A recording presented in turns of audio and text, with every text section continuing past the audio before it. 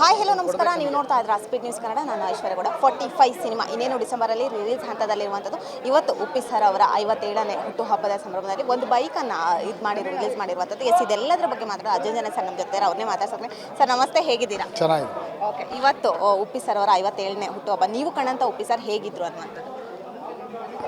Uppi sir ಅವರ ಎರಾದಲ್ಲಿ ನಾವಿರೋದೇ ಪುಣ್ಯ madam.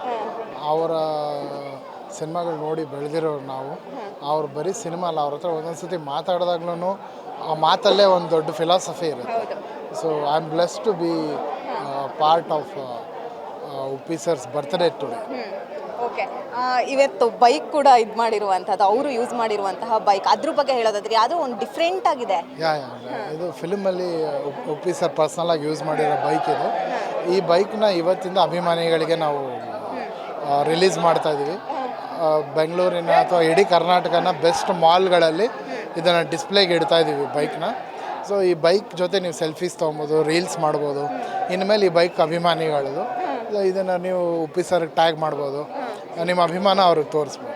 Okay, ಕೆಲವೊಬ್ಬರು ಅಭಿಮಾನ ಹೇಗಿರುತ್ತೆ ಅಂದರೆ ಆ ಬೈಕ್ನ ಪರ್ಚೇಸ್ ಮಾಡುವಂಥ ತನಕನೂ ಹೋಗಿರ್ತಾರೆ. ಸೊ ಆ ರೀತಿ ಯಾವುದಾದ್ರೂ ಇದೆಯಾ?